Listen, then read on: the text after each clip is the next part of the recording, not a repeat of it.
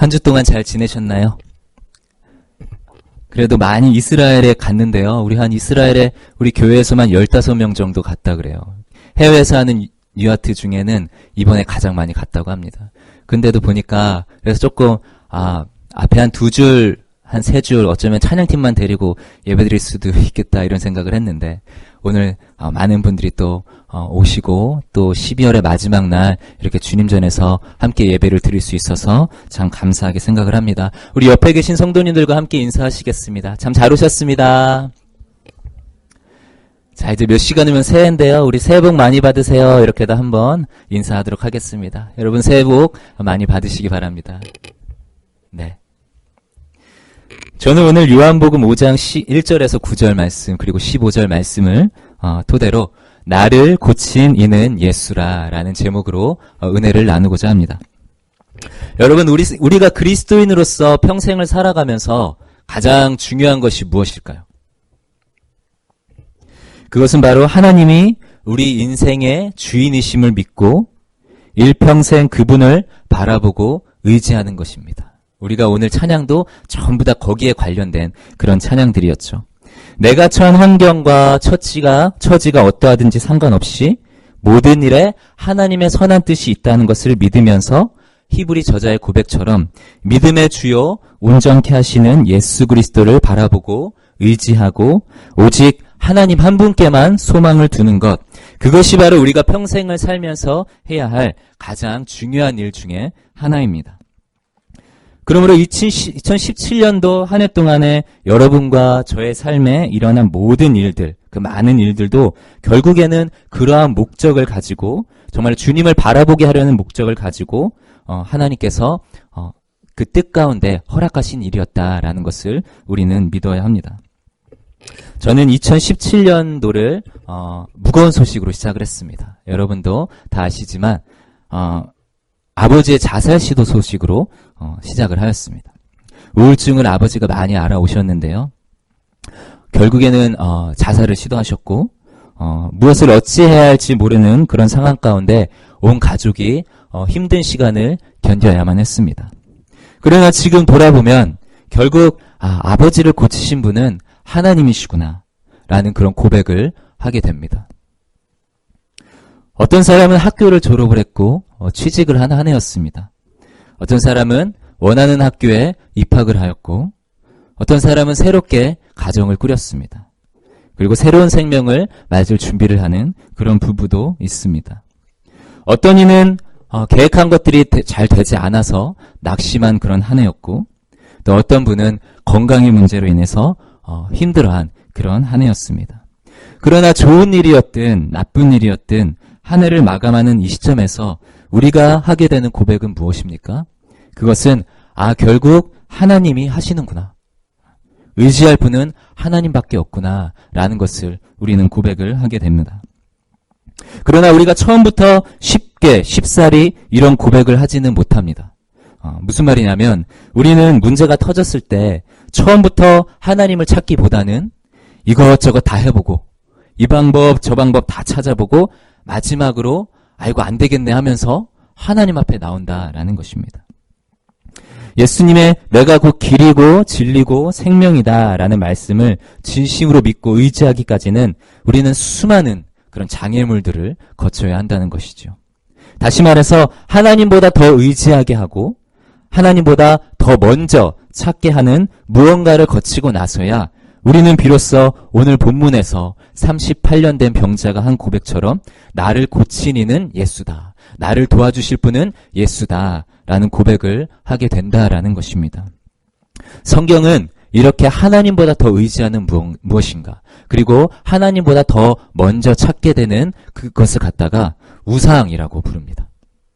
그래서 오늘 저는 본문 말씀을 통해서 예수님만을 의지하는 그런 삶을 사는 데 있어서 우리가 제거해야 할 우상이 무엇인지에 대해서 함께 은혜를 나누고자 합니다.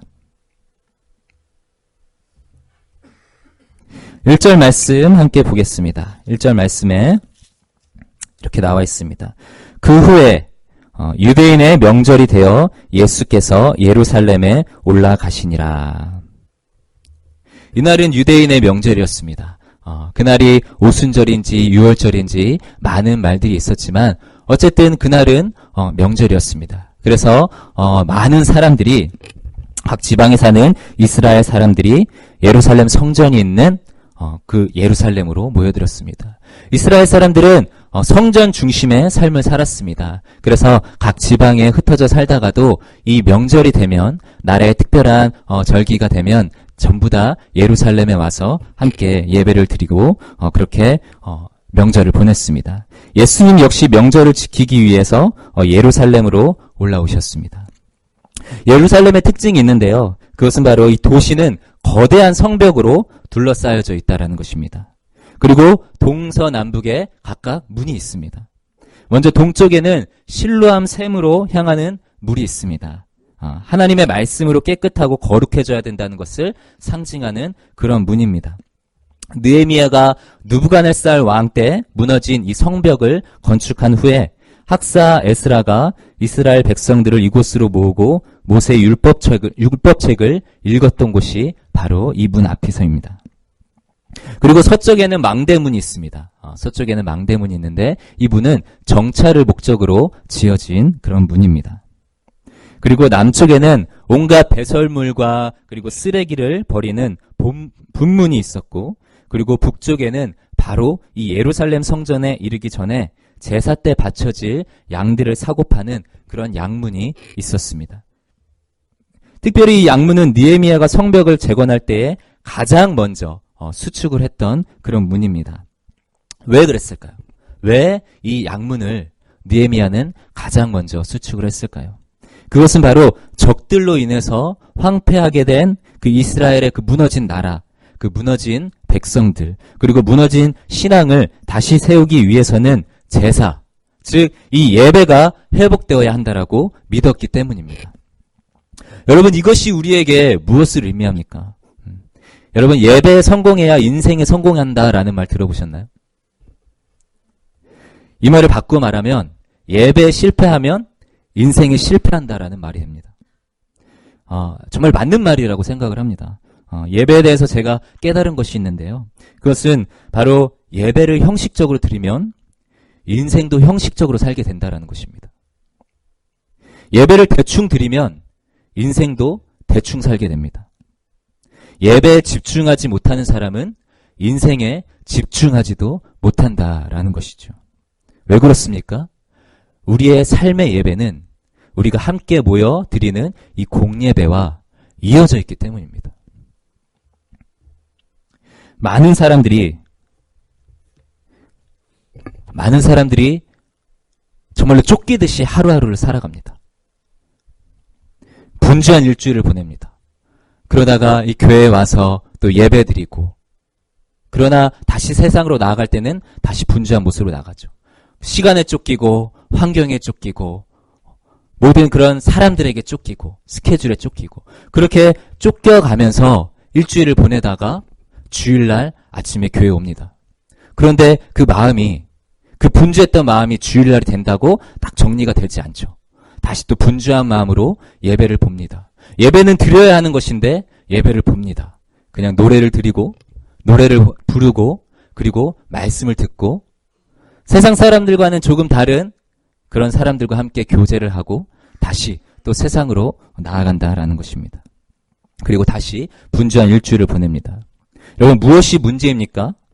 왜 이런 악순환이 쳇바퀴 돌듯이 다시 반복되는 것입니까? 왜 그 사슬이 끊어지지 않는 것입니까?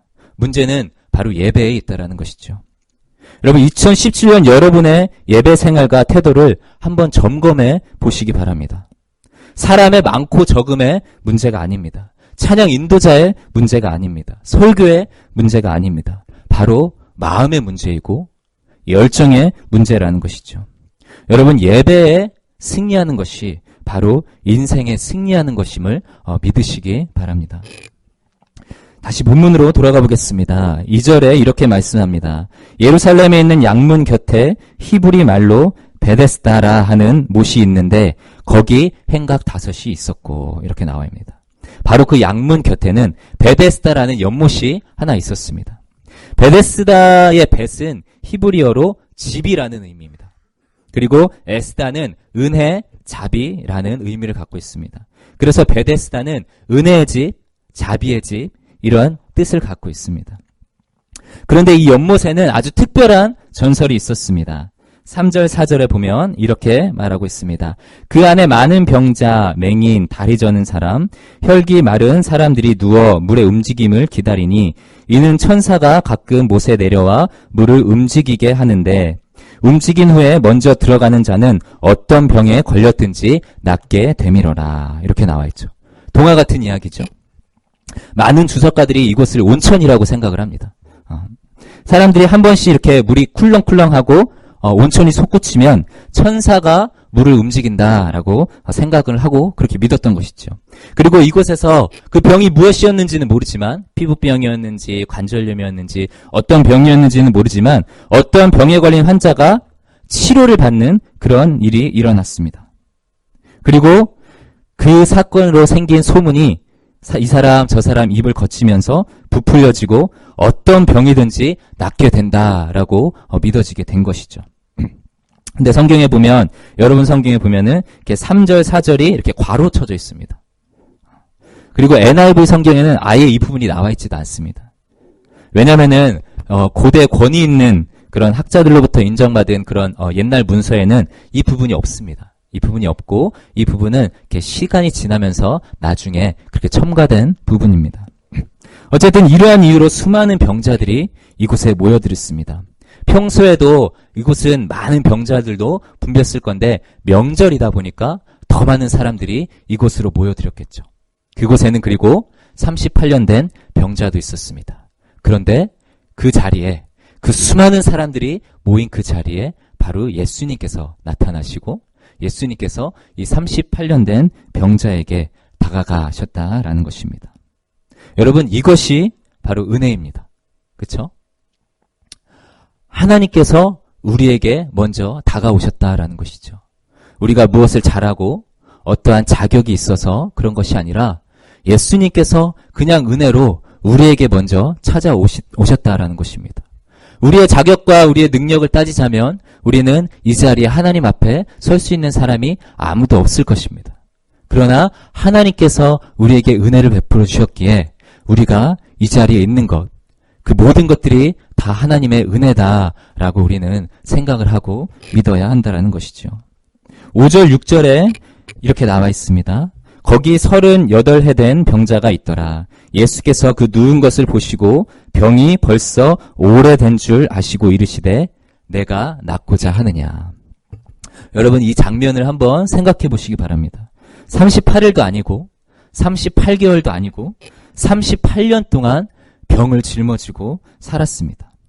이 사람은 가족도 없는 것 같습니다. 만약에 가족이 있었다면 옆에 있다가 물이 움직일 때에 이 사람을 물에 빠뜨렸겠죠. 그러므로 굉장히 외로웠을 것입니다. 어떤 열정도 어떤 소망도 없었을 것입니다. 처음에 1, 2년은 내가 나을 수 있겠다. 저 물에만 들어가면 나을 수 있겠다. 누군가가 나를 저 물에 넣어주겠지. 그런 기대를 했겠지만 10년이 지나고 20년이 지나고 38년이라는 세월이 지났는데 여러분 이 사람에게 어떠한 소망이 있겠습니까? 어떠한 그런 열정이 있겠습니까? 몸이 병든 것뿐만 아니라 이 사람은 그 마음과 영까지 완전히 병든 그런 사람이었습니다. 그런 인생 가운데 예수님께서 찾아오셨다라는 것이죠. 여러분 요한이 이 기적을 기록한 데는 두 가지 이유가 있는데요. 첫 번째는 이 기적을 통해서 예수님에 대한 적대심을 갖고 있던 유대 종교자들을 자극하기 위해서였습니다. 실제로 이 38년 된 병자를 고치는 이 사건은 안식일에 일어났죠. 그것이 문제가 됩니다. 왜냐하면 유대인들에게는 이 안식일에 뭔가를 하는 것은 다 죄고 다 불법을 행하는 것이라는 것을 여러분들이 알고 있죠. 그래서 이 사건을 시작으로 이제 예수님은 정말로 그 십자가의 길을 가게 되십니다. 그리고 두 번째는 예수님께서 약한 자, 또 병들고 소외된 자, 도움을 받을 수 없는 자들의 주님이 되신다라는 것을 보여주기 위해서 요한은 이 말씀을 오늘 여기에 기록을 한 것이죠. 6절에 예수님께서 그 누운 것을 보셨다 이렇게 나와 있습니다. 여러분 하나님은 지금도 우리를 보고 계십니다. 믿으십니까? 시편 94편 9절에 이렇게 말씀합니다. 귀를 지으신 자가 듣지 아니하시랴. 눈을 만드신 자가 보지 아니하시랴. 여러분, 아이가 막 걸음마를 시작하게 되면 부모의 눈은 어디로 향합니까? 온전히 그 아이에게만 향하게 됩니다. 어디 가다가 넘어지진 않을지, 어디 가다가 어디 부딪히진 않을지, 온전히 그 시선이 아이에게 향하게 되는 것이죠. 하나님도 마찬가지입니다. 하나님께서 우리에게 눈동자를 떼지 않으시고 우리가 어떤 처지인지 어떤 문제 가운데 있는지 다 보고 계신다라는 것이죠. 또한 하나님은 다 아십니다. 여기 보면은 병이 오래된 줄 아셨다라고 이렇게 나와 있죠. 이사야에 보면은 예수님을 멸시받아서 사람들에게 실어버린 바 되었으며 간고를 많이 겪으셨으며 질고를 아시는 자다라고 이렇게 증거를 하고 있습니다. 여러분이 지금 무슨 생각을 하시는지, 여러분들이 어떤 마음으로 이곳에 나왔는지, 그리고 여러분들이 무엇 때문에 지금 밤잠을 설치고 있는지, 무엇 때문에 힘들어하는지 하나님은 말하기도 전에 이미 다 알고 계신다라는 것이죠. 모든 것을 보시고 또 모든 것을 아시는 주님께서 이 38년 된 병자에게 이제 어떤 기적을 일으키십니까? 8절과 9절에 이렇게 나옵니다. 예수께서 이르시되 일어나 내 자리를 들고 걸어가라 하시니 그 사람이 곧 나아서 자리를 들고 걸어가니라. 마침내 그 38년 된 병으로부터 치료를 받았습니다. 몸만 치료받은 것이겠습니까? 아니겠죠. 이 사람이 그동안에 눌렸던 그 영과 그 마음과 그 정신과 그 모든 것들도 이 사건을 통하여서, 이 기적을 통하여서 온전히 회복되었다라는 것이죠. 이것이 오늘 함께 나눈 이 말씀의 전반적인 이야기입니다. 그런데 여러분, 이 본문에서 진짜 중요한 것은 단순히 이 38년 된 병자를 예수님께서 고치셨다, 그것뿐만이 아닙니다. 그것 말고도 더 중요한 것이 있습니다. 이 베데스다라는 이 은혜의 집, 이 기적의 장소에 진정으로 은혜를 베푸시고 기적을 일으킬 수 있는 예수 그리스도께서 오셨습니다. 그러나 아무도 예수님을 바라보지 않고 오직 그 물이 움직이는 것만을 기다리면서 그 물만을 바라보고 있었다라는 것이죠. 이 38년 된 병자도 마찬가지였습니다. 예수님께서 나타나셨지만 기적을 베푸시고 이 사람을 치료해 줄 수 있는 그 예수님이 나타나셨지만 그 사람의 시선은 오직 연못에만 고정돼 있었고, 그리고 자기를 물에 넣어줄 만한 그 사람만을 찾고 있었다라는 것이죠. 그 사람에게 예수님은 기적을 일으키실 분이 아니라 그저 동전 몇 푼 던져줄 많은 사람 중에 한 사람에 불과했다라는 것입니다. 이것이 바로 당시 이스라엘 백성들의 그런 영적인 상태였습니다. 특별히 오늘 본문에 언급된 이 병자들, 이 소경과 절뚝발이와 그리고 혈기 마른 이 사람들은 당시 이스라엘 백성들, 그 중에서도 특히 이 종교 지도자들이라고 하는 이 사람들의 영적 상태가 어떠했는지를 상징하는 그런 말들입니다. 여러분, 이것이 왜 중요한가요? 이것은 은혜의 집, 자비의 집, 즉 이 교회에 모여있는 오늘날 그리스도인들의 영적인 그 상태를 적나라하게 보여주기 때문입니다. 많은 그리스도인들이 교회에 나옵니다. 그리고 하나님을 예배한다고 합니다. 하나님을 사랑한다고 하고 하나님을 의지한다고 고백을 합니다. 그러나 실상은 그렇지 못합니다. 교회라는 은혜의 집, 자비의 집, 이 기적의 집에 있으면서도 그 모든 은혜와 자비와 기적을 베풀어 주시는 예수님을 바라보지 못하고 다른 무언가를 끊임없이 바라보고 다른 무언가를 끊임없이 의지하고 있다라는 것이죠. 예수님이 앞에 계시지만 예수님을 못 보고 있습니다. 예수님보다 더 큰 무언가가 있고 무언가를 찾기 때문이죠. 예수님을 마음에 모신다고는 고백하지만 실제 그 마음에 예수님은 없습니다. 그런 경우가 참 많다라는 것이죠. 그것이 무엇입니까? 예수님을 대신하여 우리의 시선을 사로잡고 우리의 마음을 지배하고 있는 그것, 그 우상은 무엇이냐라는 것이죠. 첫 번째, 그 우상은 바로 사람입니다. 오늘 7절 말씀에 보면 이 38년 된 병자가 뭐라고 말합니까? 7절에 잠깐 볼까요? 병자가 대답하되 주여 물이 동할 때에 나를 못에 넣어주는 사람이 없나이다. 안진뱅이의 마음을 지배하고 있는 것 무엇입니까? 그것은 바로 자신을 물에 넣어줄 사람입니다. 무려 38년이나 저해했던 그 병은 회복이 불가능한 것처럼 보였습니다. 그런데 병보다 이 사람을 더 힘들게 한 것은 바로 사람이었다라는 것이죠.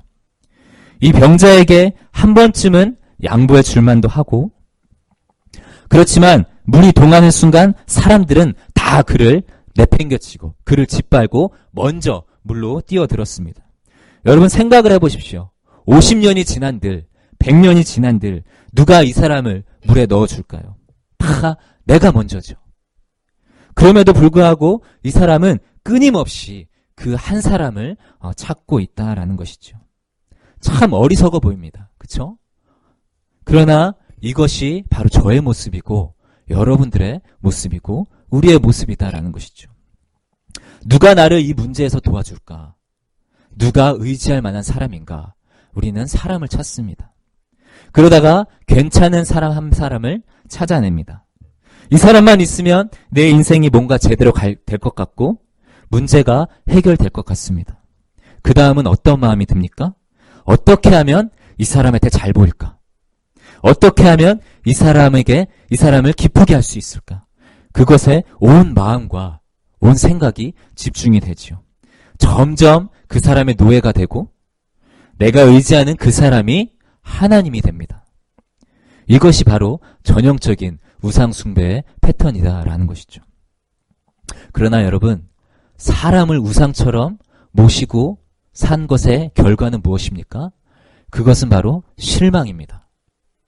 오래 걸리지도 않습니다. 사람을 의지하면 곧 실망하게 됩니다. 왜 그렇습니까? 왜냐하면 아무리 완벽해 보이는 그 사람도 곁에서 지켜보면 결국에는 죄인이구나 라는 것이 드러나기 때문입니다. 성경이 우리에게 끊임없이 가르치고 있는 것이 무엇입니까? 바로 사람을 의지하지 말고 하나님만 의지하라 라는 것입니다. 시편 146편 3절 4절 말씀 좀 함께 읽도록 하겠습니다. 시작. 방백들을 의지하지 말며 도울 힘이 없는 인생도 의지하지 말지니 그 호흡이 끊어지면 흙으로 돌아가서 당일에 그 도모가 소멸하리로다. 인생, 사람에 대한 하나님의 정의가 무엇입니까? 도울 힘이 없다라는 것이죠. 그리고 그 호흡이 끊어지면 흙으로 돌아가서 그 당일에 소멸되는 것이 바로 사람이다. 그것이 바로 사람입니다. 그것이 바로 사람에 대한 정의입니다. 이사야 2장 22절도 함께 볼까요?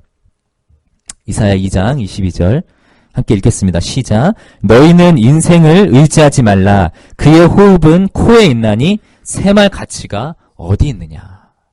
여러분, 새말 가치가 어디 있느냐. 하나님께서 인간에 대해서 하시는 그런 말씀입니다. 그러면서 뭐라고 말씀하십니까? 시편 146편 5절 6절 같이 읽겠습니다. 시작.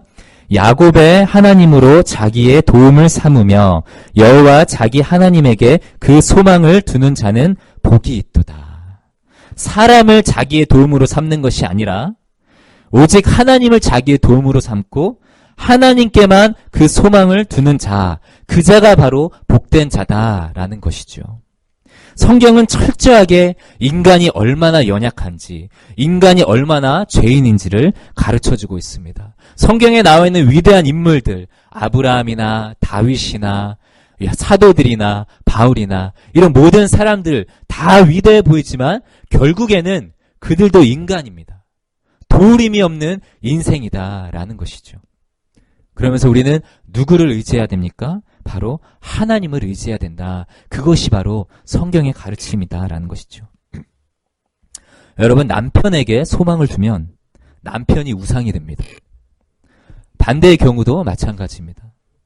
아무리 하나님이 돕는 배필로 아내를 주셨다고 해도 아내에게 소망을 두면 아내가 우상이 됩니다. 자녀에게 소망을 둔 부모는 자녀가 우상이 되고 친구에게 소망을 두면 친구가 우상이 됩니다. 직장 상사에게 소망을 두면 직장 상사가 우상이 되고 주의 종에게 소망을 두면 주의 종이 우상이 된다라는 것이죠.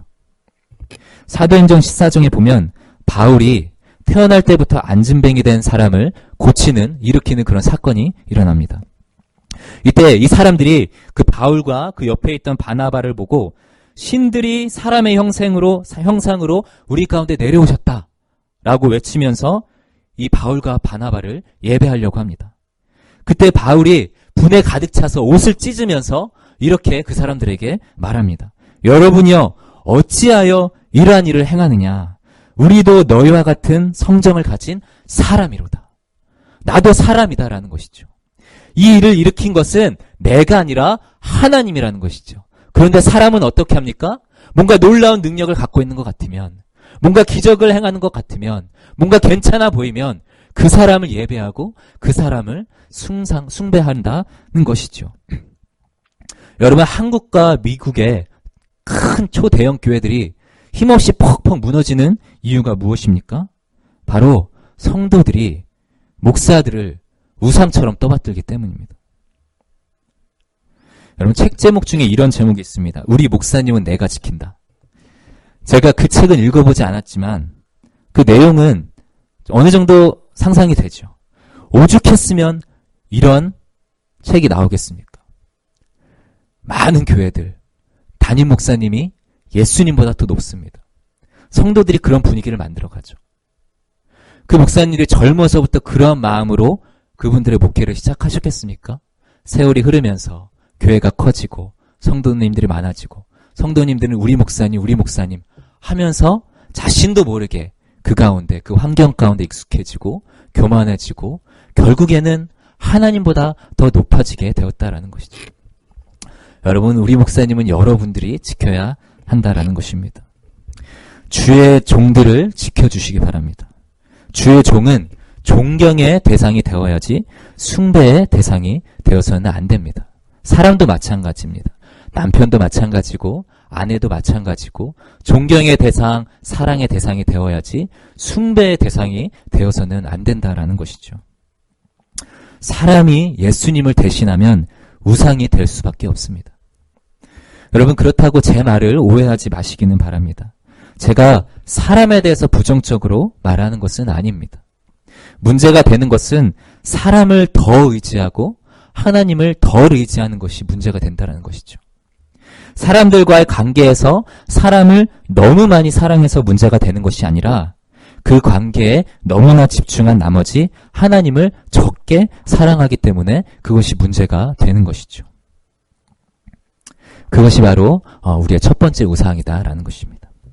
두 번째, 예수님을 대신해서 우리의 마음을 지배하고 있는 것은 나의 처지와 나의 환경입니다. 내가 처한 처지와 내가 처한 환경이 우상이 될 수 있다는 것이죠. 이 38년 된 병자를 한번 보시기 바랍니다. 나는 이제 가망성이 없어. 내 처지를 봐, 벌써 38년이다. 나 혼자서는 연못에 들어가는 거 불가능하고 누가 나를 넣어줄 것 같지도 않구나.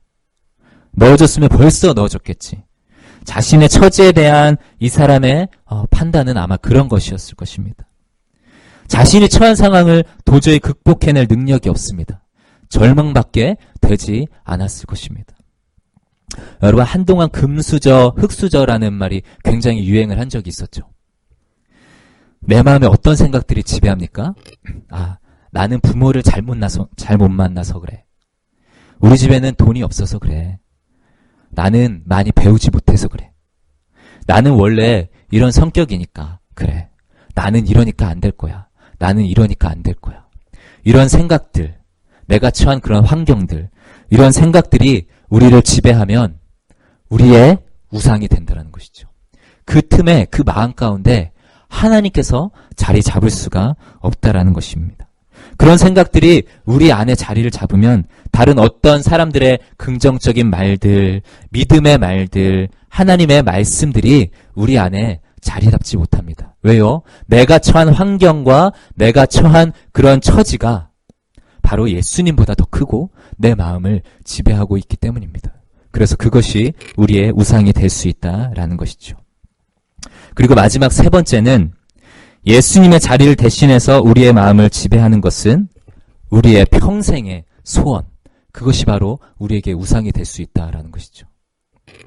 이 38년 된 병자의 유일한 평생의 소원은 바로 이 병이 낫는 것이었습니다. 그런데 문제는 무엇입니까? 그 평생의 소원에 사로잡히면 눈앞에 예수님께서 오셔도 그분이 안 보인다라는 것이죠. 여러분 다 마음에 소원이 있죠? 기도의 제목들이 있을 것입니다. 그 소원에 대한 갈망보다 예수님에 대한 갈망이 더 크십니까? 여러분 그 소원은 하나님의 영광을 위한 것입니까? 아니면 말은 그렇게 하지만 그 소원을 위해 하나님을 이용하고 있는 것입니까? 나의 시간을 희생하고 나의 정력을 희생하면서 매주 교회에 나오는 것이 내 마음의 간절한 소원을 이루기 위한 아주 잠깐의 희생입니까? 아니면 그 소원을 이루어 주시는 하나님을 찬양하고 예배하기 위한 평생의 희생이십니까? 그 소원을 놓고 기도하면서 하나님만을 의지하는 법을 배우십니까? 그 가운데 하나님께 얻어낼 것 때문이 아니라 하나님 그분 자체를 사랑하는 법을 배우고 계십니까? 여러분들 이것들을 스스로에게 한번 물어보시기 바랍니까? 바라보시기 바랍니다. 여러분의 그 기도의 제목을 위해서 하나님을 이용하고 있지는 않습니까? 그것을 위해서 잠시 나의 희생과 나의 힘을 나의 시간을 희생하면서 교회에 나오고 또 그 기도의 제목이 응답되면 또 세상으로 돌아갈 마음을 갖고 계시지는 않습니까? 여러분 우리의 평생의 소원이 자칫 잘못하면 예수님께 나오는 교회에 나오는 그 목적을 왜곡시킬 수 있다라는 것을 우리가 기억을 해야 한다라는 것입니다. 여러분 우리가 반드시 기억해야 될 것이 있습니다. 우리의 간절한 소원이 하나님보다 커지고 하나님의 자리를 대신하면 그것은 오히려 재앙이 된다라는 것입니다. 내가 원하는 직장에 들어가면 또 간절히 소원하던 것이 이루어지면 병만 나으면 모든 문제가 해결될까요? 그러면 평생 행복할까요? 결코 그렇지 못합니다. 더 큰 소원이 여러분들의 마음을 지배하게 될 것이고 이런 악순환은 계속될 것입니다. 언제까지 계속됩니까? 예수님이 여러분의 그 평생의 소원보다 더 중요하다는 것을 깨달을 때까지 그것은 계속된다라는 것이죠. 우리의 간절한 소원이 예수님의 자리를 대신하면 그것은 우리에게 우상이 된다라는 것입니다. 결론을 맺도록 하겠습니다. 마침내 병을 치료받은 이 병자 그 마지막 고백이 무엇입니까? 15절 말씀. 그 사람이 유대인들에게 가서 자기를 고친 이는 예수라 하더라. 여러분 사람을 의지하고 환경을 쳐다보고 평생의 소원에 사로잡혔던 한 사람이 마침내 깨닫고 한 고백은 나를 고치신 이는 예수다. 오직 예수뿐이다 라는 고백이었다라는 것이죠. 우리의 삶에도 이러한 고백이 필요합니다. 그러나 그것은 이것저것 다 의지해보고 결국에 나와야 하는 고백이 아니라 처음부터 우리의 마음 가운데 확고하게 자리 잡아야 할 고백입니다. 예수님밖에 없다. 예수님만을 의지해야 된다. 예수님이면 충분하다. 그것이 처음부터 우리의 마음 가운데 나와야 하는 그런 고백이다라는 것이죠. 여러분 우리의 필요한 것을 채워줄 수 있는 것은 사람이 아닙니다. 여러분 옆에 앉아있는 사람이 아닙니다. 여러분 달라진 환경도 아닙니다. 여러분의 처한 처지도 아닙니다. 그렇다고 간절한 소원이 이루어지는 것 그것도 아닙니다. 우리의 필요를 채워줄 수 있는 것은 오직 예수님 한 분밖에 없다는 것을 믿으시기 바랍니다. 그러므로 우리는 선택을 해야 합니다. 여러분을 실망시킨 그 사람을 욕하면서 더 나은 사람을 찾아 헤맬지, 내 자신의 처지와 환경을 탓하면서 거기에 사로잡혀서 헤어나오지 못할지, 간절히 원하는 소원에 눈이 가려서 예수님을 계속해서 이용해 먹을지, 아니면 다시 삶의 초점을 하나님께로 맞출지 우리는 선택을 해야 한다는 것입니다. 여러분, 2017년이 이렇게 끝이 납니다. 그러나 2018년 또 새로운 한 해가 시작이 됩니다. 달라지는 건 없습니다. 그냥 1월 1일이 된다고 문제가 해결이 되고 환경이 바뀌는 것은 아닙니다. 그러나 우리의 마음은 바뀌어야 한다라는 것입니다. 지금까지는 사람을 의지했지만 이제는 예수님을 의지하시기 바랍니다. 지금까지는 내 처지를 비관했지만 이제는 내 처지와 환경에 기적을 일으키시기에 충분한 능력을 갖고 계신 예수님을 의지하시기 바랍니다. 지금까지는 내 간절한 소원을 위해서 예수님을 이용했다면 이제는 내 마음의 소원을 이루어 주실 수 있는 그 예수님 한 분을 더욱더 사랑하고 더욱더 의지하는 그런 여러분들이 되시기를 바랍니다.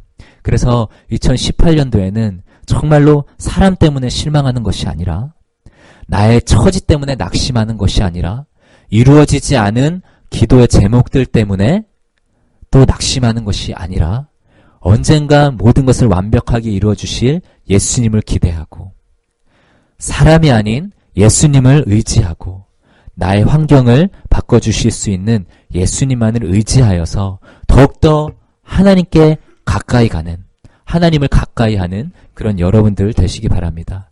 이번 2018년도 우리 교회의 말씀이 하나님을 가까이 하라. 그러면 하나님이 너희를 가까이 하시리라 라는 말씀입니다. 정말로 여러분의 삶 가운데 하나님을 더 가까이 하고, 그 무엇보다 정말로 다른 우상들 다 제쳐버리고 하나님만을 여러분의 마음 가운데 주인으로 모시는 그런 2018년도 되시기를 주님의 이름으로 소원합니다.